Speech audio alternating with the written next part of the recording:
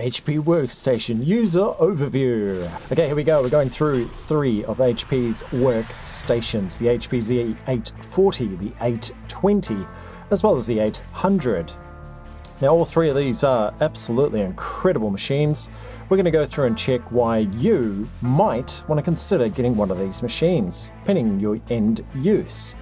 This is the remastered edition of slightly better audio, fingers crossed. Can't really improve the video by much. Okay, here we go. We're going through 3 of HP's workstations. Very, very important detail. Normally there's a lower air shroud. Works really well to create a dynamic chamber. However, I removed this because the modern GPUs do not fit when this is present. So keep that in mind as well. Very easy to remove. A couple of hooks on the end and a green clip. Now, checking through the Z800 here, you will see lots of hardware, but definitely keep in mind we're talking SATA 2.0 and SAS as well. We do have a very nice modular fan unit, integrated power supply there, which is very powerful, but we'll come to that in more detail soon. Looking at the 820, this one in particular has 2 different GPUs there.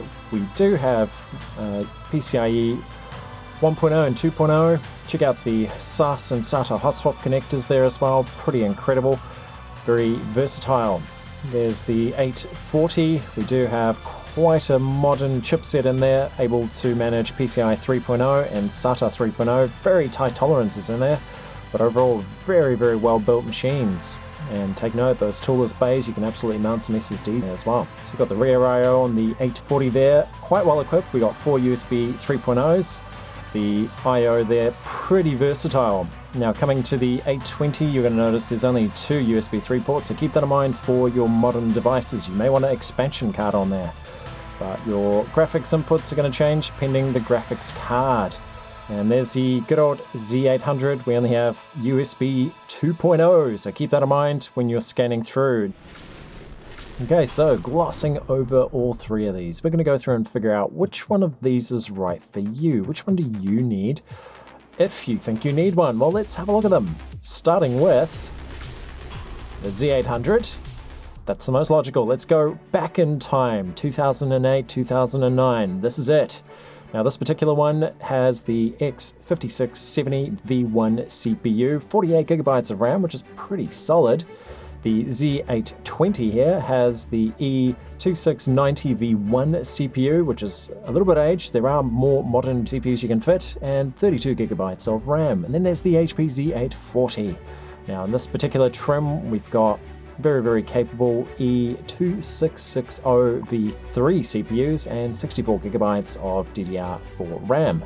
There's also a few other add-on cards. That is my main video editing machine, and it's a fairly capable machine at that. Now, let's go back in time here. The Z800, let's have a look at this. What does it propose for us today? Well, this particular machine is still ideal for gaming on a budget. Maybe you want to do some 1080p gaming. This is the machine for you. Design, well, if you're doing long work hours, this could be the right machine. They're pretty power efficient. Talking about power efficiency, you can definitely use it as a file server as well. And if you are a video editor, or if you're wanting to be a video editor, this could be the machine for you. They're really, really affordable, and they make for a powerful platform. Now let's have a quick look at this memory/CPU fan shroud. So this particular one is off the Z800. It's a little bit more simplistic than what we have on the others, but we'll check those soon. But for now, let's have a look. How do we fit this particular shroud? Now, generally, it's fairly straightforward. You keep an eye out for these 2 green clips, and you want to make sure that they align with the cutouts within the case. You'll see them there. Right there, very important to match that. And off to the back there, there's that power point as well, power connections. Very important to get that one aligned. I think when that aligns, all the rest will just pop in as it should. Perfect. And there's a close-up there. Okay, so far so good. So let's wait for the click. Okay, there it is. So it's now clicked. We are secure. Very important to look for that, but check the alignment there. Quite delicate on the Z800. Now, the next and probably most important thing we need to do is focus on the power supply. Check out those CPU coolers there as well. Now, a little bit limited on the CPU coolers, but eventually you may be able to find a way to do a modification there. So, power supply removal. This is completely toolless. You'll notice the clip design there. These just slide out. And now for its housing. A little bit dusty in there. I promise I try and clean this out as often as possible, although this machine is currently not being utilized. We've got the 3 power connections at the back. Do keep an eye out for those. If they break out, you'll have troubles. And there's our speaker. Great for making better tunes, although you do want a better speaker. Now, this particular power supply is 89% efficient. 110 watt is the, 1110 watt is the rated power, and very, very efficient power supply.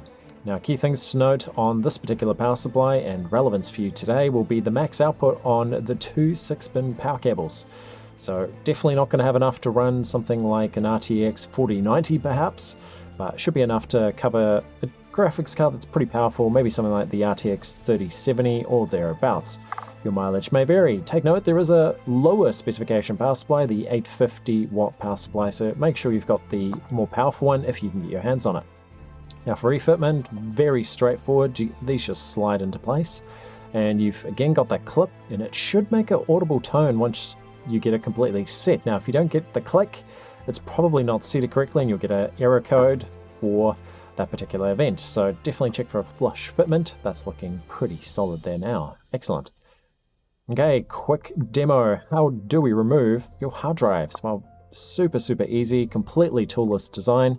We have these very nice plastic caddies here with vibration reduction grommets there as well, which is quite handy. So a little bit of flex here, but do be gentle on these. Too much flex and they can snap, so be very gentle on those.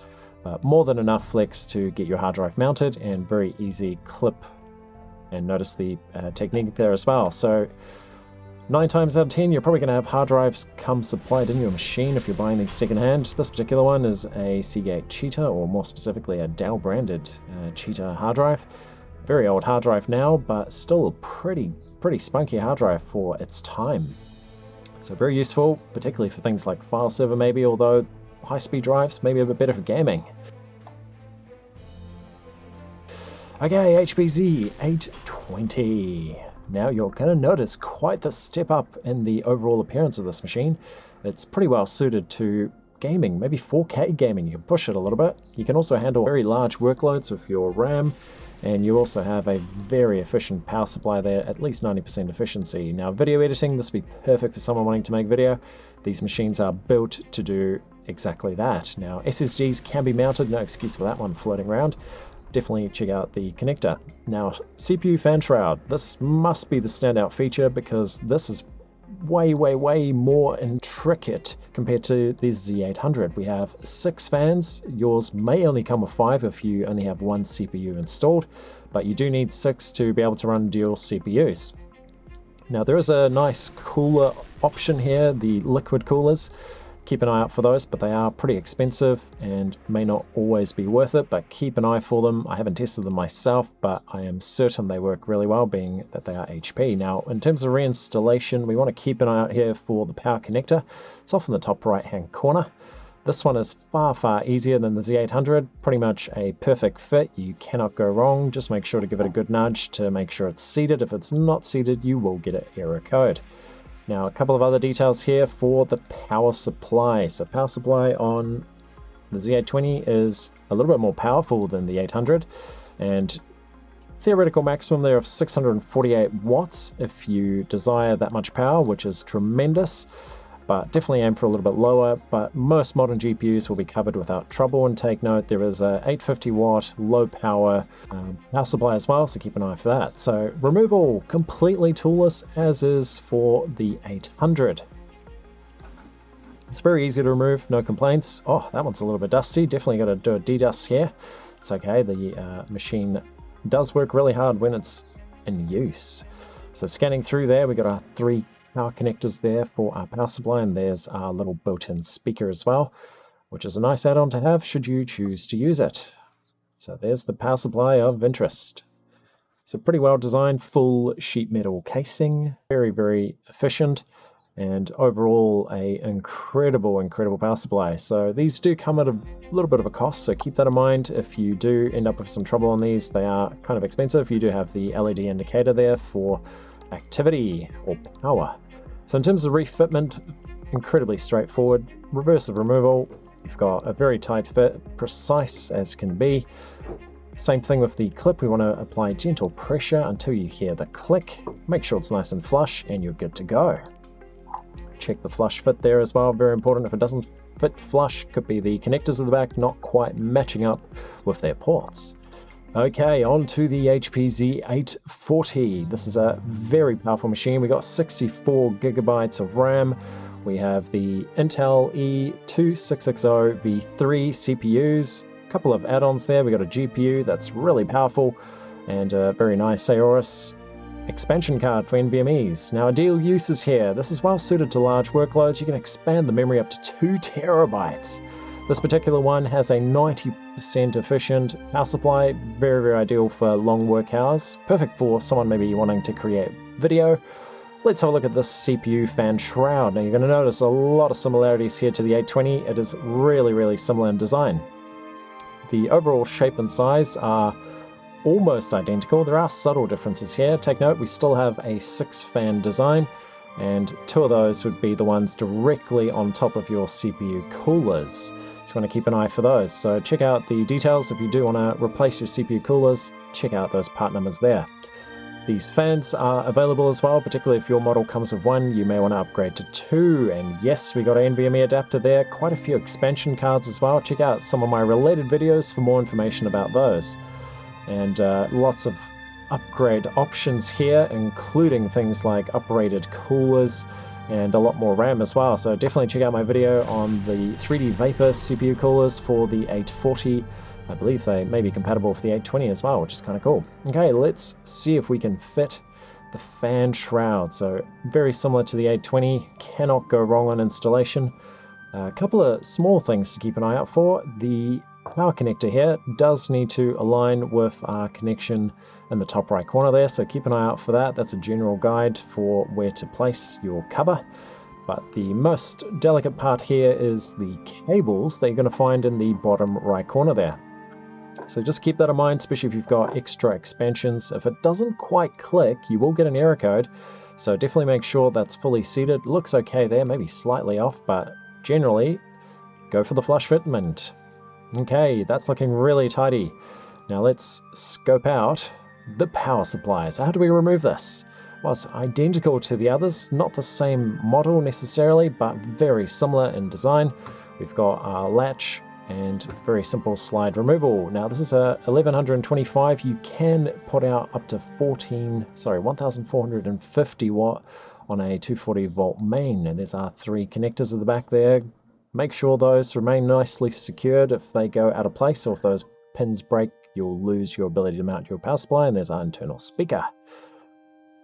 Power supply. So key thing here, we get 3 6-pin GPU power connectors. They're all on a single rail each, which is great. That gives you the ability to output a lot of power for your modern GPUs, over 600 watts, which is incredible, and probably around 550 or so if you're on the safe side. But very nice, sleek design here, full sheet metal casing. We do have a power indicator LED at the back as well.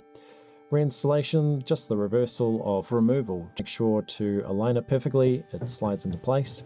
Now we do have the clip function here, although I have noticed on the 840 it doesn't tend to actually make a noise, or at least on my one it doesn't, maybe yours will. But take note of that as well, should fit nice and flush when you're all done. Okay, power supply reinstalled. So very, very capable. Absolutely look at one of these machines for your future uses. Now, hard drive bays are identical between all of these. There are slightly different grommets between them. This particular 840, I have 8 terabyte NAS drive, or at least one of them in there. Very, very well suited to a machine that's running almost all the time. So keep that in mind as well. These NAS drives are really, really well suited to these workstations. So very easy for refitment. Those slide in and out without any troubles. Now we do have 4 hard drive bays and the ability to expand. You can fit very large GPUs in there as well. Now in terms of these shrouds, something to keep in mind, sometimes they don't always fit as well as they should. Keep an eye on that power connector. The power connector is the key for your alignment, and it should just gently fit. The only real hiccup here is that you don't give it a full nudge, it doesn't quite connect, and the other thing is the cables in the bottom right corner. So just keep an eye out for them. If you do have trouble fitting that, just go through, move or slightly adjust these cables. The more cables you've got running up to the top through expansion, things like your front media hub, or as you can see the floating SSD there, definitely mount that in a bracket. But these particular components will then slot into place, but we do have to keep an eye on those cables, especially because it's on top of the RAM module. Okay, that's looking good. And reseated. Yeah, so nice gully there. Make sure those cables are seated in that gully. Could help to do some cable management. Throw a cable tie or two in there. Now, same deal for the 840. You're going to notice the shroud is very similar in design. I think there is a subtle difference there. We still got the power connector at the back. And just make sure to align that. Keep an eye on the cables in the bottom right, and keep an eye out for that power connector as well. So these slide in quite gently. You shouldn't feel too much resistance. They are pretty perfectly cut. And just check to make sure that you get a nice flush fit. Now those cables, definitely problematic, but cable ties could solve that. The 800 is far more forgiving, but there is a bit more tolerance there, so keep an eye out for that as well. Now, side panels. What do we have on these panels? Well, you've got a lot of information. You've got your motherboard schematic, you've got your RAM load order, and there's even some diagnostic trouble codes. So keep that in mind. If you do run into some problems, always go to that side panel and check what you need to do. Things like the memory load order is really important, and you'll notice there are very, very clear schematics on here that'll help you through most of your basic setup.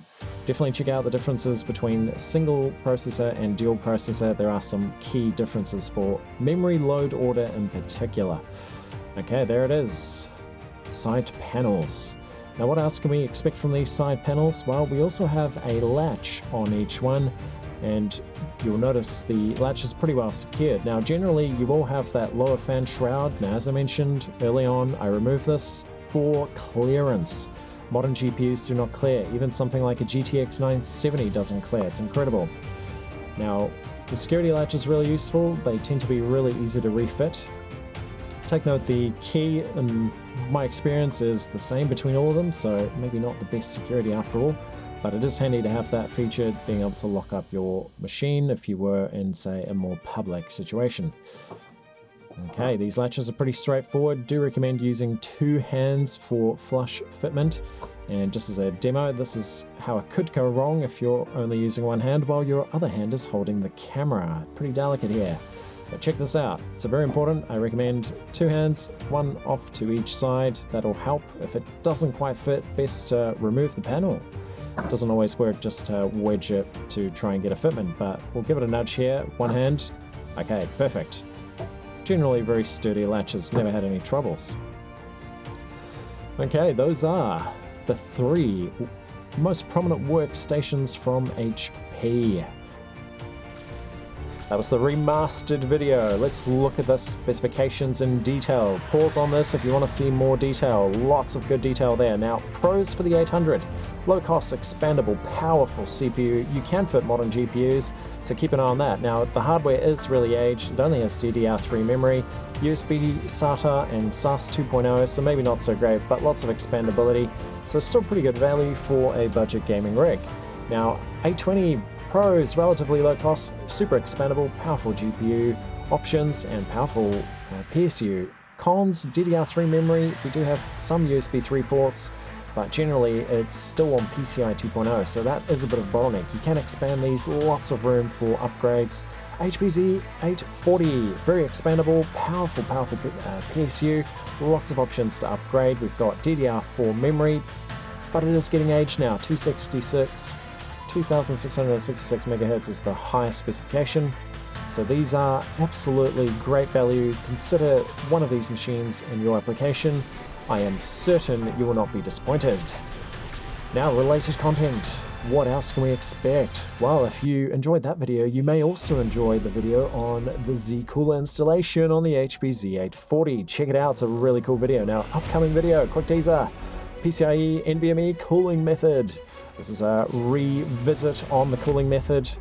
That's becoming really, really tough to fit all of this, but we'll check that out in a future video. Stay tuned for more content. I'll see you on the next video.